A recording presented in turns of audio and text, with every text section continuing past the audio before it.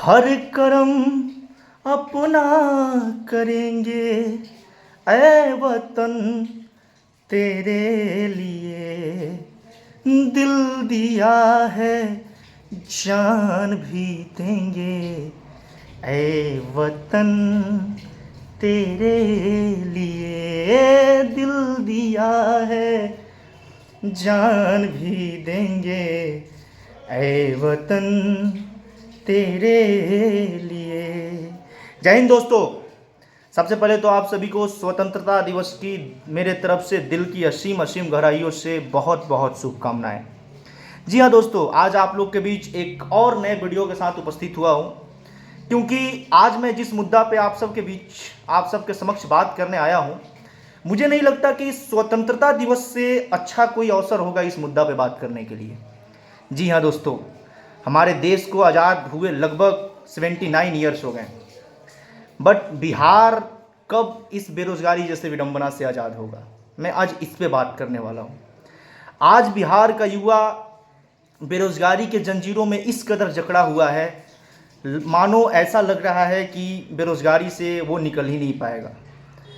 आज मैं एक छोटा सा एनालिसिस आप लोग के समक्ष करने वाला हूँ बिहार के बेरोजगारी को लेकर, कि आखिरकार बिहार में बेरोजगारी इतने सतत रूप से हमेशा से चलते हुए क्यों आ रहा है, और क्या इस बेरोजगारी का कोई तोड़ नहीं है। कुछ ना कुछ तो उपाय होगा जिससे कि हम इस बेरोजगारी को ख़त्म कर सकते हैं। और दोस्तों, ऐसा नहीं है कि मैं इस वीडियो में कुछ अलग बोलने वाला हूँ, मैं वही बोलने वाला हूँ जो आपके दिल और आपके दिमाग में भी है। आपका ही शब्द है, बस मैं इस वीडियो के माध्यम से आपके शब्द को एक आवाज़ देने वाला हूँ। वो आवाज़ जो मादा होना चाहिए, दम होना चाहिए हर एक युवा को अपने जुबान से बोलने का, जो हर एक युवा में नहीं है।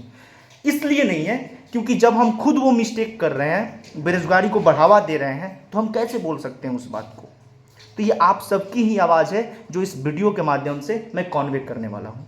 आखिरकार ये बेरोजगारी कैसे ख़त्म किया जाए।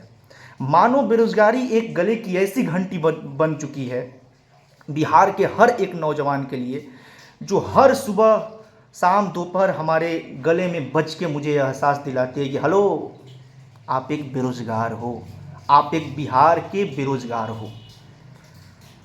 और ये बराबर हर बिहारी नौजवानों के घर पे बराबर बेरोजगारी दस्तक दे रही है, सबके दरवाजे पे। तो आज मैं एक छोटा सा एनालिसिस करने वाला हूं कि इसमें इस बेरोजगारी को बढ़ावा देने में बिहार की सरकार का कितना योगदान है और हमारे बिहार के नवयुवक का कितना योगदान है। इस चीज़ को समझना, इस चीज़ को आइडेंटिफाई करना बहुत ज़रूरी है। जी हाँ दोस्तों, सबसे पहले तो हम ये समझते हैं कि इस बेरोजगारी जैसे प्रकरण को, बेरोजगारी जैसे विडंबना को उत्पन्न होने में सबसे ज़्यादा हाथ किसका है। तो अगर मैं इस पे एनालिसिस करूं तो मेरे अकॉर्डिंग टू रंजीत पांडे, बेरोजगारी को बढ़ावा देने में बिहार में 20% सरकार का हाथ है और 80% हमारी जैसे नवयुवक का हाथ है। वो कैसे, आज हम इस पे डिस्कस करेंगे। एक्चुअली मैं 20% सरकार को इसलिए रेटिंग कर रहा हूँ क्योंकि देखिए, मैं अपने बिहार के माननीय मुख्यमंत्री जी से मैं एक बार हाथ जोड़ कर अपील करना चाहता हूँ कि देखिए, अरे पलटू चाचा, सबको पता है कि आपके पास उतनी वैकेंसी नहीं है कि आप बिहार की बेरोजगारी को ख़त्म कर सकते हैं। बस मैं ये चाहता हूँ कि आप झूठा प्रॉमिस न करें, आप बेरोजगारों को झूठा दिशा न दिखाएं कि हम आपको रोजगार देंगे। नहीं है आपके पास उतनी रिक्तियाँ, आपके पास नहीं है उतनी वैकेंसी, आप नहीं दे पाओगे, आपके बस का चीज़ नहीं है। मैं बस आपसे इतना चाहता हूं कि तमाम दुनिया, तमाम स्टेट, अलग अलग स्टेट, तमाम दुनिया के लोग, तमाम दुनिया के आला अफसर, तमाम दुनिया के नेता लोग नए नए इनोवेशन को, नए नए एंटरप्रेन्योरशिप को, नए नए क्रिएटिविटी को बढ़ावा दे रहे हैं। आप क्यों नहीं दे रहे हैं। कभी कभी मैं देखता हूं कि 1-8% आप बढ़ावा भी देते हैं तो ग्राउंड लेवल पर उस चीज़ का इम्प्लीमेंटेशन सही नहीं है, उसको इम्प्लीमेंट ही नहीं किया जाता है। क्योंकि आपका जो भी ऊपर से नीचे तक का जो नेता ऑफिसर जो हैं, जो भी उस चीज़ को इम्प्लीमेंट करवाने में सहयोग करते हैं, वही करप्ट हैं, वो कर ही नहीं पाते हैं उस चीज़ को इम्प्लीमेंटेशन सही ढंग से। तो जब वो इम्प्लीमेंट ही नहीं होगा तो उसका लाभ दिखेगा कैसे बिहार के युवा को। तो आपको थोड़ा सा वहाँ पे काम करने की ज़रूरत है। आखिरकार कब तक आप झूठी बुनियाद पे झूठी बिहार को दिलासा देके अपना सत्ता-रूपी रोटी सेकते रहोगे। कहीं ना कहीं आपका जिम्मेवारी बनता है बिहार का मुखिया होने के नाते कि आप इस चीज़ को बढ़ावा दीजिए और जो तथाकथित बात है, जो तथ्य कथित बात है, उस पर आप फोकस डालिए, जो आप बिल्कुल नहीं डाल रहे हैं। सेकेंडली, देखिए इसमें मैं सरकार के ऊपर ज़्यादा नहीं जाऊँगा क्योंकि इसमें सरकार की भागीदारी मात्र 20% है। इसमें मैं जाऊँगा बिहार के नवयुवक के पास। पता है आप सभी को बिहार में 2% की बेरोजगारी, दो तरह की बेरोजगारी है। बिहार में 2 तरह के युवा बेरोजगार हैं। एक वो युवा जो सोसाइटल प्रेशर की वजह से बेरोजगार है और एक वो युवा जो कंफर्ट जोन की वजह से बेरोजगार है। अब ये सोसाइटल प्रेशर की वजह से बेरोजगार युवा और कंफर्ट जोन की वजह से बेरोजगार युवा कौन है, उस पर हम लोग डिस्कस करते हैं। सोसाइटल प्रेशर की वजह से वो युवा बेरोजगार है। जैसे कि आप लोग समझो एक बात, एक बिहार का बच्चा जब बिहार में जन्म लेता है ना, तो जब वो अपने मैच्योरिटी के स्टेज पे आता है, जब वो परिपक्व होता है, जब उसे पता होता है कि क्या सही है क्या गलत है, उस स्टेज पे आता है ना, तो उसके दिमाग में एक सोसाइटी का प्रेशर आ जाता है। उसके इर्द गिर्द ऐसा इन्वायरमेंट रहता है कि उसके पापा ताऊ जी उससे ये बोलते हैं कि देखो फलाने का बेटा ग्रुप डी में हो गया, चिलाने का बेटा XYZ किसी नौकरी में, bank PO, railway SSC, CDS CGL किसी में चला गया। अब क्या है, उसके दिमाग में ये क्लिक कर जाता है और वो एज इट इज़ जो सब लड़के करते हैं उसी लड़के के पीछे भागने लग जाता है, वो प्रेरित हो जाता है उससे। अब आप एक बात समझो, जिस स्टेज में उस लड़के को अपने अंदर की स्ट्रेंथ और वीकनेस आइडेंटिफाई करके उसे क्या पसंद है, उसे क्या अच्छा लगता है, उसे क्या करना चाहिए, उस स्टेज में वो साइकोलॉजिकल और सोसाइटल प्रेशर में आके जो सभी लोग करते हैं वही करने चला जाता है। और वो उस काम में सबसे ज़्यादा बिहार के युवा रिस्क ले रहे हैं जिस काम में 0.1% भी सक्सेस रेशियो नहीं है, उस काम में रिस्क ले रहे हैं। उनको और दुनिया का तमाम काम लगता ही नहीं है सिवाय गवर्नमेंट जॉब का। और वो भी ऐसा नहीं है कि उनका अंदर से मनसा है ये चीज़ करने का, वो सोसाइटी के प्रेशर में आके कर रहे हैं। अब इसमें होता क्या है मैं आपको समझा रहा हूँ। एक बच्चा जन्म लिया, वो पापा का सोसाइटी और फादर के प्रेशर में आके, चलो भाई चाचा ताऊ जो किया वो हम भी करेंगे, पड़ोसी फलाने का लाला जी का बेटा नौकरी ले लिया, यादव जी का बेटा नौकरी ले लिया, railway SSC, bank, group D, XYZ, army, navy किसी में, शर्मा जी का बेटा ले लिया, वर्मा जी का भी बेटा लग गया उस प्रिपरेशन में। अब देखो आप, अभी मैं आपको एक आंकड़ा बता रहा हूँ। सपोज करो गांव में ना अगले 4 साल में ना 1000 लोग गवर्नमेंट जॉब का प्रिपरेशन कर रहे होंगे। सपोज एक मैं आपको डेटा दे रहा हूँ। आपको पता है उस 1000 में ना मात्र हमको लगता है ना कि 10 से 15 लोगों का नौकरी अभी तक लगा होगा। यानी कि आप देख लो कितना % सक्सेस रेशियो है नौकरी, गवर्नमेंट नौकरी लगने का। बाकी के और लोग क्या कर रहे हैं, तो बेरोजगार हैं, वो कुछ नहीं कर रहे हैं। अपने जीवन से थक के वहीं वो शायरीबाजी कर रहे होंगे गांव में, क्या लेके आए थे क्या लेके जाएंगे, मिट्टी से निकले थे मिट्टी में मिल जाएंगे, उनके पास यही शायरी होगा। अरे हमें समझने की ज़रूरत है, बिहार के युवाओं के पास बहुत ज़्यादा कैपेबिलिटीज़ है। हम ये नहीं कहते कि आप गवर्नमेंट जॉब का प्रिपरेशन मत करो, आप ज़रूर करो, आप हाथ ज़रूर आजमाओ। लेकिन पता है हमें ना स्टार्टिंग के 6 महीने में समझ आ गया था ना कि मेरे से इसमें कुछ कवरने वाला नहीं है, मेरे बस का चीज़ नहीं है गवर्नमेंट जॉब का प्रिपरेशन, मैं छोड़ दिया। उसी तरह बिहार का हर एक नौजवान को पता होता है कि मेरे बस का नहीं है गवर्नमेंट जॉब का प्रिपरेशन। जिसको फोड़ना होता है ना उसका प्रिपरेशन, उसका कलम का ताकत स्टार्टिंग में ही बयां कर देता है कि ये लड़का कुछ कर लेगा, ये लड़का 0.1% में अपना जगह बना लेगा। बाकी को भी ऐसा नहीं कहते कि बाकी कुछ नहीं करेंगे, उन्हें अपने मजबूती के अकॉर्डिंग अपने इंटरनल स्ट्रेंथ को समझना होगा कि हम किस लिए बने हैं, हमारा क्या स्ट्रेंथ है, हमारा क्या कोर है अपने लाइफ का, ये आइडेंटिफाई करके उसमें उन्हें अपना हाथ आजमाने की ज़रूरत है, जो कि वो नहीं कर रहे हैं। मैं बिहार के युवा से एक बार अपील करना चाहता हूं कि आप लोग सोसाइटल प्रेशर से ऊपर उठिए। अभी ये समय आ गया है कि अपने आप को कार्य और कौशल और कला के क्षेत्र में अपना हाथ आजमाने का। वो स्किल किसी भी एरिया का हो सकता है, कुछ भी हो सकता है, XYZ। आप उसके तरफ अपने आप को क्यों नहीं रुझानित कर रहे हैं, क्यों नहीं अग्रसर हो रहे हैं? तभी तो ये बेरोजगारी रेशियो कम होगा। वो बंदा मतलब तैयारी के नाम पे लगा रहता है, उसको पता नहीं ना कि वो अपने आप को धोखा दे रहा है, ना अपने पेरेंट्स को धोखा दे रहा है, ना सोसाइटी को धोखा दे रहा है, वो अपने आप को धोखा दे रहा है। और वहीं सोसाइटी, पता है सोसाइटी दो बार युवाओं पे हावी होती है, बेरोजगार युवाओं पे।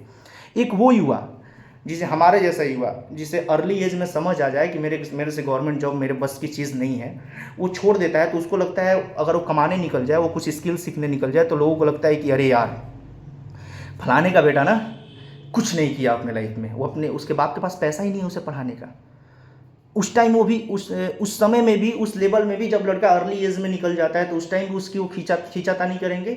और एक वो समय आता है जब युवा का एज एक्सपायर कर जाता है, जब उसका नौकरी नहीं लगता है, तो उस टाइम भी यार आप इतना दिन तक पढ़ के शर्मा जी का बेटा किया क्या? कुछ नहीं। देखो बाप का पैसा ऐसे ही नष्ट किया, उसको कुछ पता ही नहीं है क्या करना है क्या नहीं। देखिए आज बेरोजगार बैठा है, कुछ नहीं कर पाया।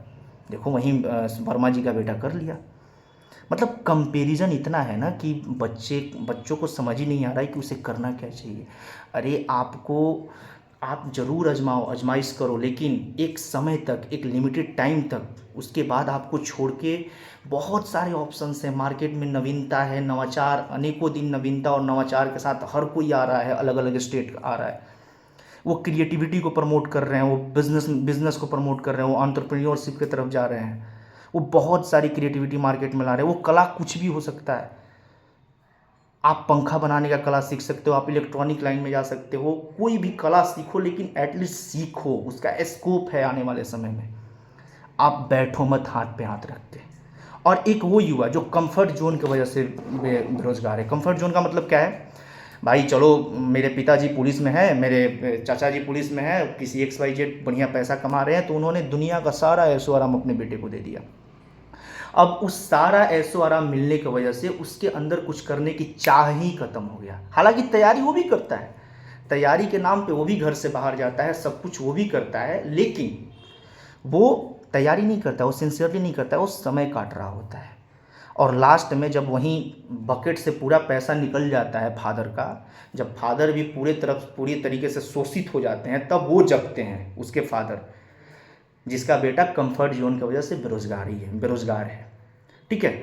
और उस टाइम जगते हैं तो वो युवा तो एकदम 100% जो कंफर्ट जोन जिसको पकड़ लिया, जिसके पापा दरोगा या कुछ भी XYZ प्रोफेशन में है, कुछ भी नौकरी में है, वो समय से रहते उसको बुलेट ला के दे दिए, समय से रहते AC में सुला दिए, समय से रहते दुनिया का तमाम वो चीज़ दे दिए जो उसे मुहैया नहीं करवानी चाहिए, जो वो दे दिए।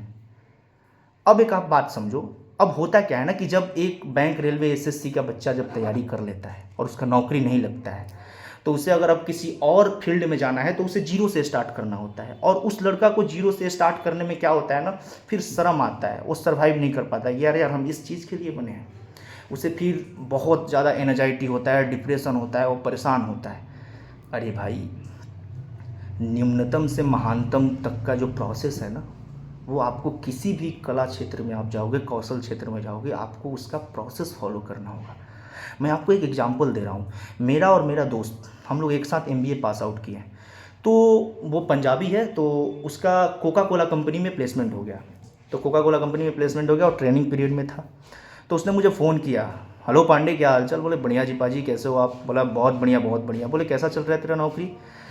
तो बोला कि अरे यार पांडे कुछ अच्छा नहीं चल रहा है, देख 10-12 लाख रुपए लगा के और प्लेसमेंट किया और नौकरी लिया, और यहाँ तो आके ये हमें कोका कोला के फ्रिज में कोका कोला का बोतल सारा कुछ सैम्पलिंग करना, उसमें लगाना, वो सिखा रहे हैं। मैंने बोला अच्छा ठीक है, एक बार तू अपने मैनेजर से पूछियो जो तेरा, मैंने उससे बोला कि एक बार तू अपने मैनेजर से पूछियो कि तेरा जो मैनेजर है क्या वो भी ये काम एक दिन किया था क्या, उससे एक बार पूछ के बताइए मुझे।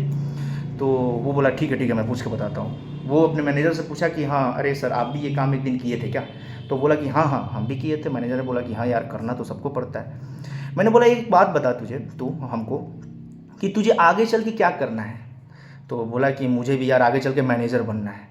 मैंने बोला तेरा जो अभी माइंडसेट है ना, अभी तू जो नौकरी कर रहा है उस नौकरी में तेरा जो माइंडसेट है ना, तू मैनेजर नहीं, तू एक दिन डैमेजर बनेगा। पूछ क्यों?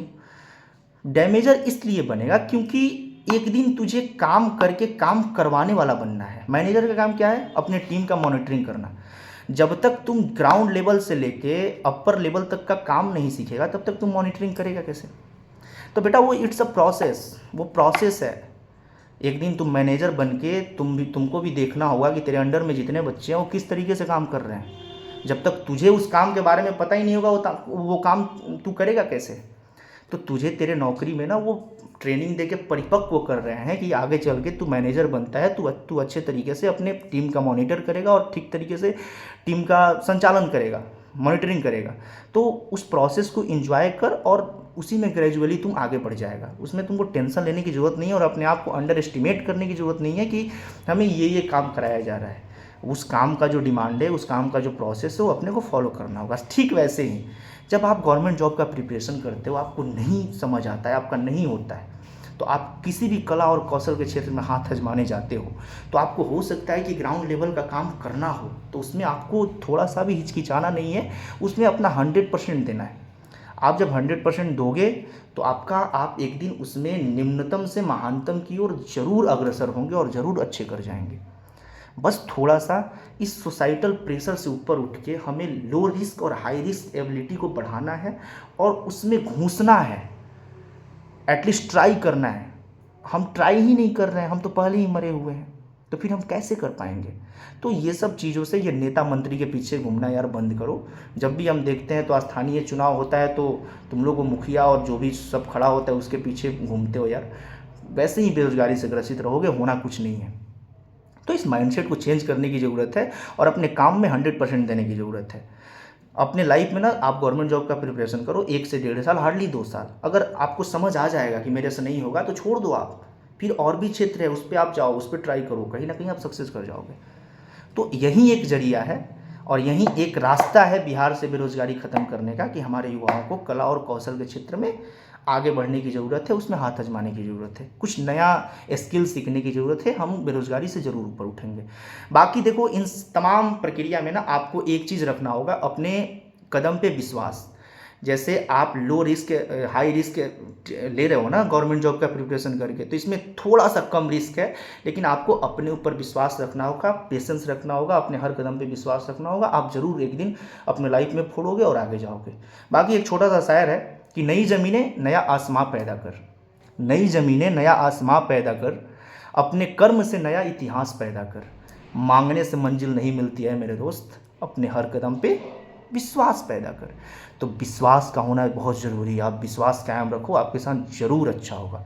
बाकी ये वीडियो आपको कैसा लगा एक बार आप कमेंट सेक्शन में ज़रूर बताइए। अगर आप फेसबुक पे देख रहे हैं तो पेज को फॉलो ज़रूर करिए, और अगर यूट्यूब पे देख रहे हैं तो लाइक शेयर एंड सब्सक्राइब जरूर करिए। यार थोड़ा सा मनोबल बढ़ता है यार, कमेंट करके बताओ अगर कुछ सही वीडियोज़ बना रहे हैं तो मनोबल हौसला अफजाई करो। Thank you so much. जय हिंद, जय भारत।